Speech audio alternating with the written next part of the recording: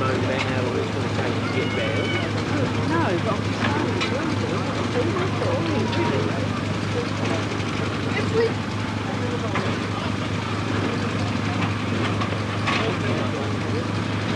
We can even come back to home. Yeah, you could. You know, milk the pot, thank you. Don't say.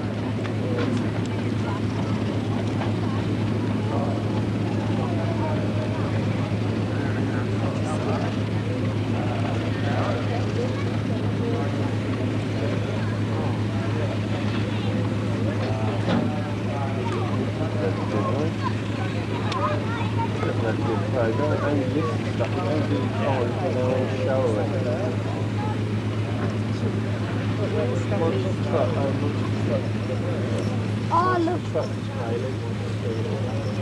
Yeah, tickets around.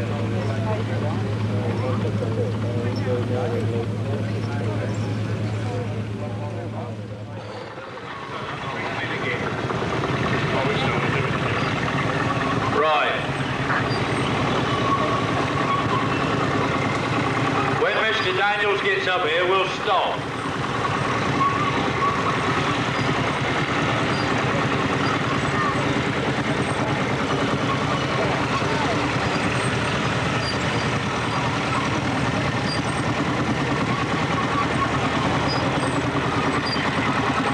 Okay, Coney, that'll do nicely. Right. How many rallies do you reckon you do a year? Pardon? How many rallies do you think you do a year? 14. That's good going. That's one nearly every weekend during the summer. Yes, most of them. Yeah, and you've owned this tractor from new? Yeah, father bought it from Hunt's Motors in St Neots in 1960. Okay, thank you very much, Tony. Right, the next one is the land gal's friend. It's a Field Marshal, number 66. It's a Series 3, made in 1951, 40 horsepower, and is owned by Mr. Craig Hollowell. That's a very nicely restored tractor. Looks like it has several coats of paint. Big single-cylinder engine with a Who's Great piston inside. Nice example. Right, number 53 is a Ferguson TEF20, made in 1954. 26 horsepower, owned by Mr. S. Blayson. Another nice restored tractor. Looks about to have several coats of paint. That looks like the tractor would have done when that came out of the showroom. Number 93 is the Ferguson TED20, manufactured in 1952. It's owned by Peter J. Payne. These little grey Fergie tractors, they were first in production just over 60 years ago and still going strong today. The 3-point linkage on these little grey tractors was the start of really the main tractor production, because most tractors today still work on the same system. Moving along, we're talking about number 12. It's a Field Marshal crawler with the blade, made in 1939, 45 horsepower, owned by B. Holland. If you go across the road making display, you'll probably see this tractor in action later on. It was based on the Field Marshal tractor as a skid unit and then mounted on tracks. The next one I've got no information about at all. It's a John Deere 2020, made in America, I think. Let's see what this man can tell you about it. It's a 1970 and I've owned it for about 4 years. Restored it from a rusty heap. And your name is? Kevin Rowland. Thank you very much, sir. Right, the next one's a case.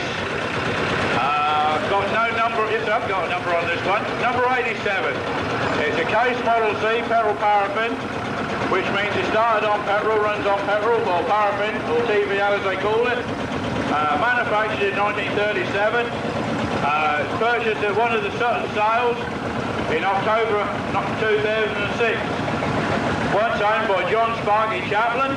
It's now owned by Simon Knight from Milton Keynes. I know where the sale ground is, sir. I live a mile from that.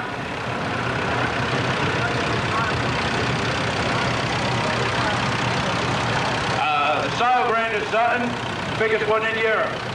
Right, number 10 is a Leyland 154, manufactured in 1969, 25 horsepower. It's owned by Mr. K. Rains. As you can see, this tractor is original. Does the man intend to keep it this way? Oh yes, don't believe in paint. Okay, lovely job. Thank you very much, sir.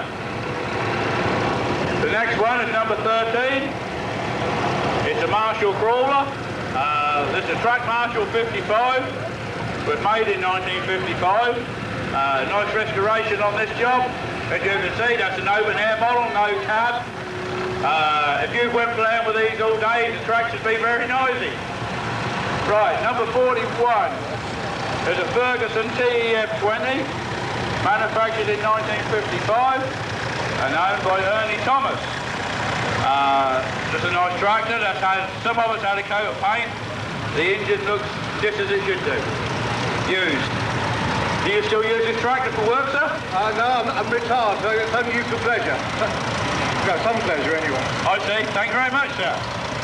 The next one is an Oliver Crawler, number 88. It's an Oliver Cree track, model HG31, runs on petrol, made in 1950. Again, this one was bought out of sale at Sutton in October 2002. Overhauled 2003. Purchased by the current owner, Simon Knight of Milton Keynes. He must like the sale ground if he keeps buying all them tractors.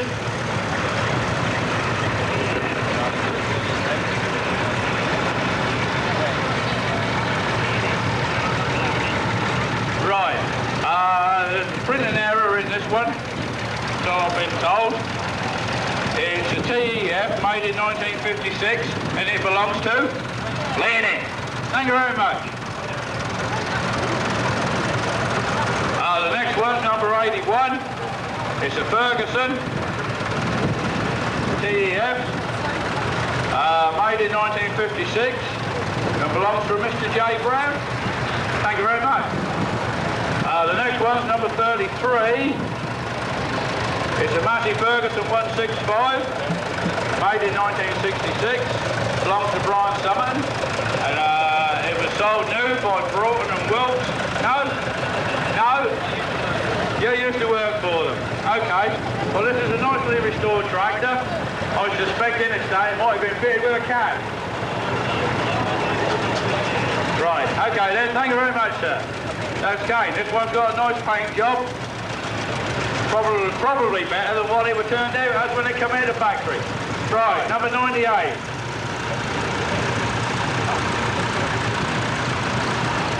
Number 98 is a Farmall A, was produced in 1941, Peril Paraffin, and that's owned by Nathan Skinner. Thank you very much. Right, we're into the Force of Majors now. This one was supplied new by Ennals and Castle from Northampton. I'm looking for a number on it and I can't find one. And this tractor is owned by? Pardon? This tractor is owned by? Mark Ransford, right. Thank you very much, sir. Right, that's the front row. We're on the second row now. Again, Force of Major. Fairly early one, no number. Who owns this one, sir? I'm not sure. You're not sure? 2 weeks ago. You bought it 2 weeks ago, so you must own it. So what's your name? Phil. Thank you very much. Right, we're back on Phil Marshall's again, number 52. This one's nicely restored. It's a Series 2, 40 horsepower, owned by Mr. S. Playton. I think I've got his name right. This one was originally supplied by Arthur M. Cole from Sleaford in Lincolnshire. Number 65, again we're on Phil Marshall's. This one's a Series 2, manufactured in 1947, 38 horsepower this one. This one's owned by Craig Hollowell. This one's been through Mr. Crawford's hands, Springfield in Lincolnshire. Crawford have sold Marshalls for donkey's years, ever since they were made. Now they do them up, restore them and sell all the spares. Number 37 is a Fortune E27N, manufactured in 1949, owned by Alan Pollard. Nice restoration, this one, petrol paraffin job, runs a tree. Number 38 is a Ferguson TF20, manufactured in 1953, again owned by Alan Pollard, the man with the Fortune. Right, we're on number 19. It's a standard Fortune. It's a little green tractor in the middle of the ring, roughly thereabouts. Manufactured in 1942. As you can see, it's got the narrow mud guards, wartime production, cut down on metal. It's owned by Steph Last from Brogborough in Bedfordshire. Right, number 2 is a Ferguson, probably a TEA20 this one. Could be all petrol, I'm not too sure. Made in 1952, 20 horsepower, owned by D. Etheridge. Towing a 3-ton Ferguson trailer. This tractor went round yesterday and done the collection for the Northamptonshire and Warwickshire Air Ambulance. I've got that right today. Right, the next one's the Nuffield 460, BMC diesel engine. Got the famous badge on the front for the BMC Drivers Club. Got no number on this one, so I'll ask the man just who owns it. Thank you very much. Right, we're getting there. The next one's called the General. It's number 84. It's a Cleatrack General, made in 1941, owned by Mr. Bill Sharp. Yeah.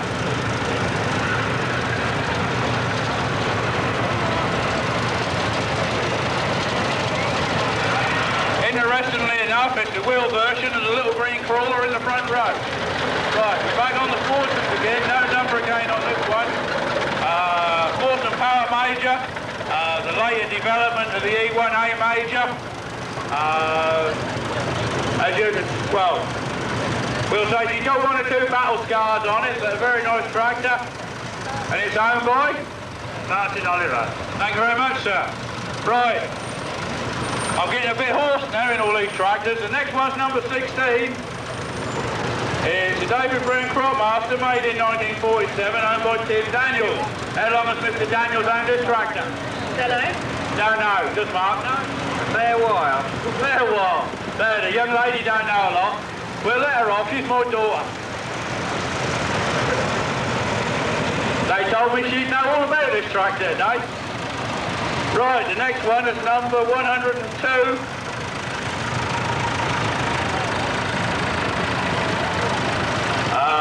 It's a Fortune Super Major, made in 1963, 115 horsepower, owned by Brian Hanley.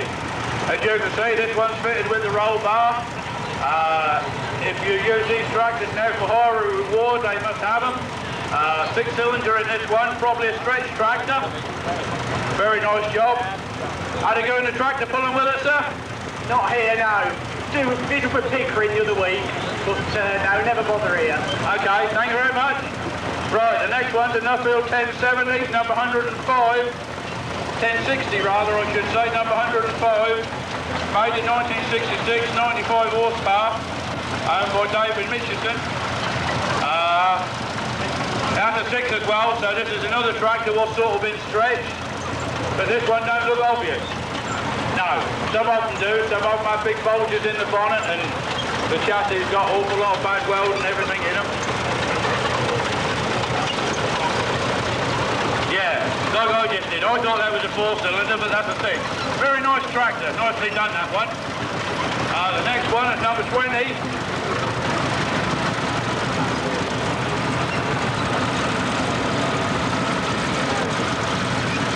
Number 20 is a Fortune E1A Major, made in 1958, 45 horsepower, owned by Roger Newbury. This tractor was supplied new by W.J. Cooper and Sons from Newport Pagnell.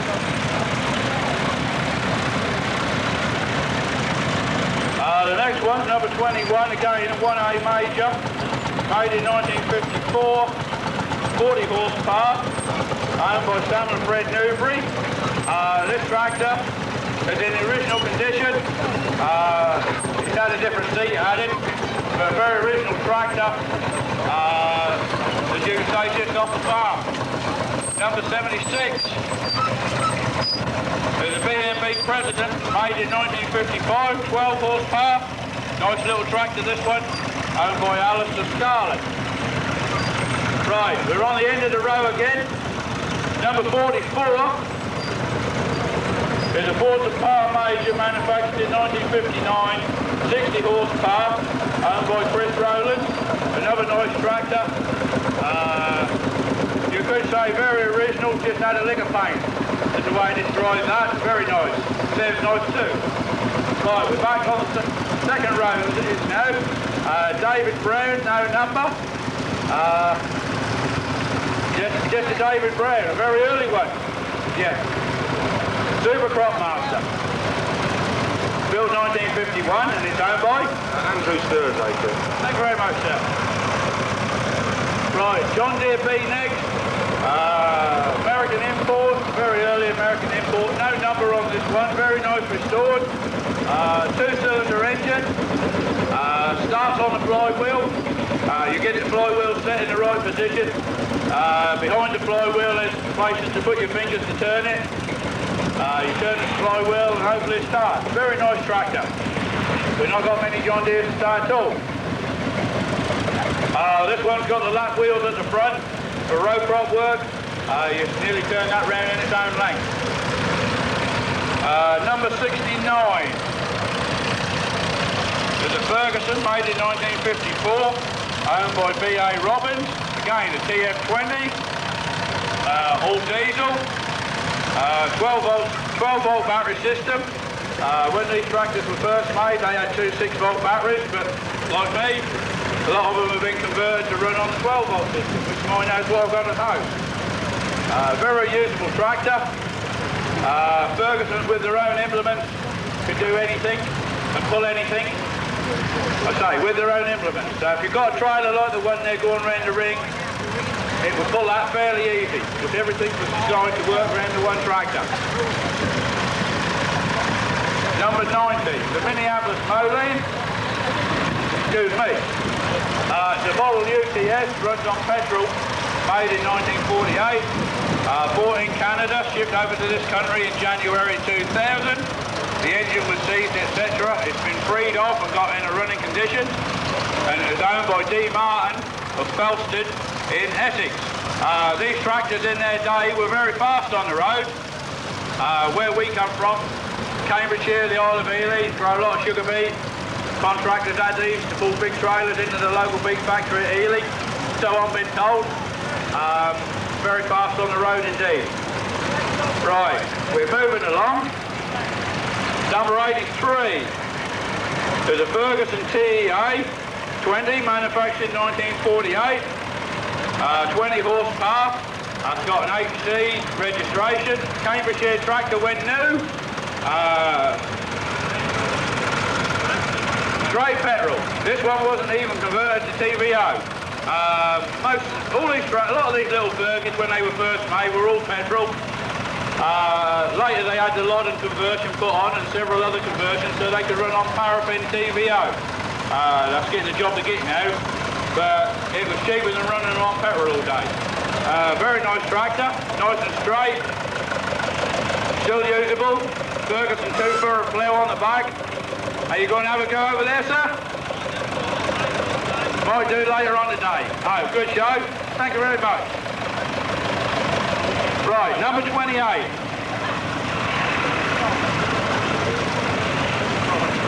Number 28. Holcot. Arnu. This is an Arnu. A French tractor, I think. Arnu. It's a W30B model, manufactured in 1962. It's owned by Jacqueline Thompson. It's a nice little tractor that don't look as if it's been washed on or mended, as we say. Very interesting. It's got an interesting linkage on the bag. Just a nice little tractor. You can keep this one in the garage quite easily.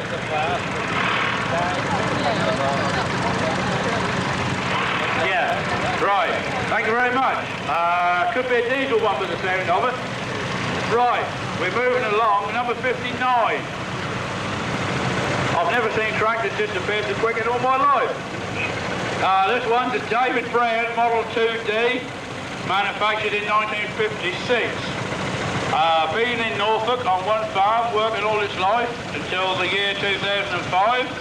It's owned by Mr. Websdale, or Mrs. Websdale from Norfolk. You used to have a big Scammell lorry? No? His father did? Right. Okay. Thank you very much. That's a nice tractor. As you can see, that's something a bit different. The engine's at the rear of the tractor, you sat in the middle of the tractor, and the implements were in front of you. So as you went ploughing, instead of following the plough, you pushed the plough. Very unusual. A lot of these tractors were used in the fence where I come from for row crop work in the sugar beet fields and things like that, for hoeing the beet. Right, number 43 is a Nuffield 460. Nice original tractor. This one's local to me, supplied by F.G. Harrington of Littleport, Cambridgeshire. One of the lads who used to work for Harrington's, when they packed up, started up on his own, he now repairs my tractor. It's a very original, looks as if it's had a 4-inch loader on it, it's still got the rams on it. Very nice tractor, never been knocked about. It's owned by Richard Young.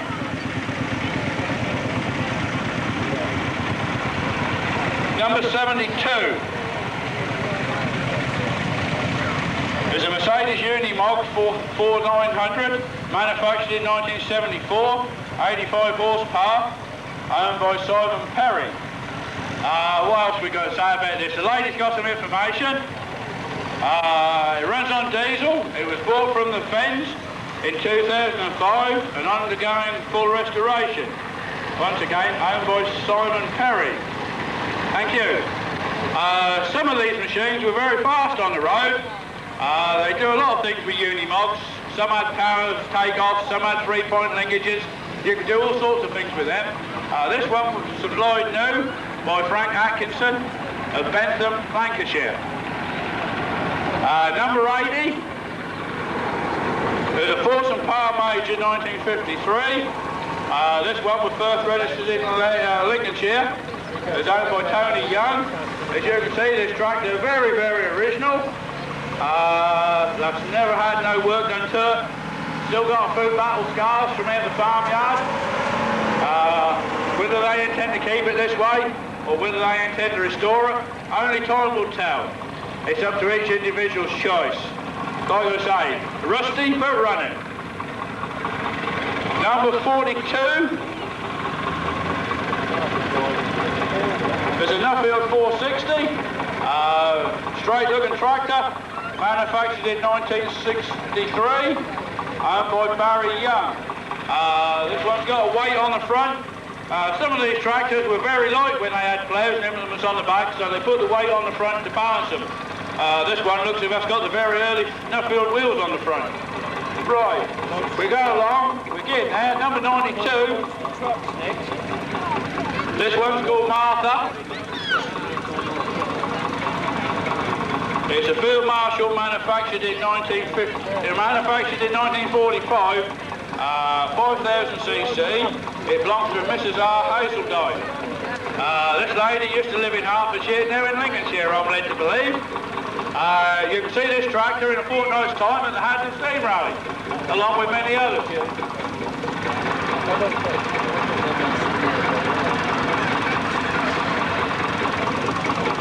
Tony says, will the lady switch it off and start it with a cartridge there? And there should be a button on there where you hit with a hammer. Yeah. That's it, she's got it. Yeah. And they still make the cartridges to start them today. They look like a normal gun cartridge. So just to look at them. Yeah, you have to have the bit of paper and the cartridge. Yeah, a bit of fake paper in there. Yeah. If you ever get a chance to have a look at a piston inside a Field Marshal, they're huge, and there's only one of them. Single cylinder tractor they are. Very collectible today, used by thrashing contractors years ago. A lot of these tractors never had a 3-point linkage, not on the Marshalls. They were the Langal's favourite tractor. So they tell me. I can't remember the Langal's, I'm not old enough. But they tell me they were the Langal's favourite tractor. Number 103, we're back to the Nuffields again. It's a TVO one, this one. Manufactured in 1952. It's owned by B. Kent, nicely restored. This one was supplied by Kirby's of Harborough, went new, or so the thing tells me. It starts on petrol, runs on paraffin or TVO as they call it. Nicely restored, got the weight on the front. A lot of these tractors, I suppose when the petrol paraffin engine was sort of used and had it, had Perkins put in them. Years ago, some of these tractors, yes. Yeah, did it a lot of these years ago when they went from petrol paraffin to diesel, they had Perkinsons put in a lot of them, didn't they? I don't know, to be honest with you. I only know about this one. You only know about this one. Well, that's a nice petrol paraffin one, a very nice example. Thank you very much. 5 minutes, yeah. Right, number 50. I have to keep turning over the page because there's a lot of tractors. It's a Ferguson TEA-20, manufactured in 1948. It's owned by Melvin Roberts. Nice straight little tractor. Still got the original looking tyres on where all the cleats join together. Got a 3-point linkage. Very straight looking tractor. Thank you very much, sir. Number 60. We get there eventually, is a David Brown 30T, which is the Corolla version. It was manufactured in 1950 and is owned by Neville Websdale, whose father who used to own the Scammell. I got that right. There's not many of these about, these David Browns. Few of them were used in defence years ago. Nice straight original Corolla. Have you got any intentions of restoring it any different? None at all. No intention at all. Just leave that as it is. Okay, thank you very much. So I think that's about the lot.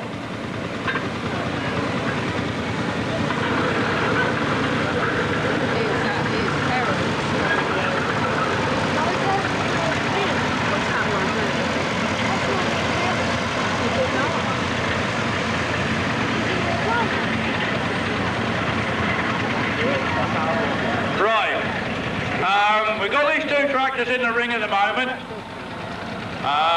One was restored and one isn't. You could say one is as found, and the other one has had a lot of time and effort spent on it. Each individual tractor, each individual owner makes their mind up what they want to do with it. A lot of people buy tractors in this state. They're cheap, I suppose, as compared with the ones that are restored. So if you was a young lad and you was on the bottom end of the ladder, you'd buy a fortune like this one and restore it, and then you put it in a sale or something and sell it on when it's in the state of that one, and you keep buying better ones or bigger ones, whichever the choice is. You've heard me mention the sales at Sutton. I do come from Sutton, I'm afraid to say. Cheffins, the auctioneers, have a big machinery sale ground in Sutton. 3 times a year, once in April, July and October, they have vintage sales. They sell tractors like this. They sell some in this state, which is unrestored, and they sell some in that state, which is restored. They make a lot of money. Some do, if you've got the right tractor. But it's nice to see the comparison between the two. I'm a tractor owner, I must say. I've got enough field like the one on the right, which is basically in that condition, and I've got a fortune like this one on the left. But we hold the next act up. You can go right the road around the field. At one stop. Good example, before and after. That's a very good example of before and after. And like I say, you know, it's up to every individual what they want to do with the tractor. Some people like to keep them like that, some people like to do them up. What do you prefer? What do I prefer? To do them up? Okay, depends. I bought one like the Nuffield, and mine was already up and running like that. I did pay a little money for it. But the Forza Major, I only paid about half as much, but I can't do it because I don't have time. That's up to, what's that, each individual choice. That's sure in material. I bet there's 2 years work on that if you're a working man, if you're working, doing your after work and your leisure time. That's right. There's a lot of work in restoring these machines. There is with anything. The only advantage of having a tractor is you haven't got no man come with his little hammer and banging on the boiler and said you can't take that out. That's it. With a steamer, the little man